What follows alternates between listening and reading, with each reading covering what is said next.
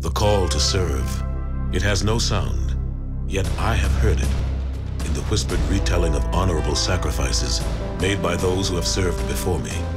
The call to serve has no form, yet I have clearly seen it in the eyes of men and women infinitely more courageous and more driven than most. The call to serve has no weight, yet I have held it in my hands. I will commit to carry it close to my heart until my country is safe and the anguish of those less fortunate has been soothed. The call to serve is at once invisible and always present. And for those who choose to answer the call, for their country, for their fellow man, for themselves, it is the most powerful force on earth. America's Navy, a global force for good. To answer the call, go to Navy.com or call 1-800-USA-NAVY.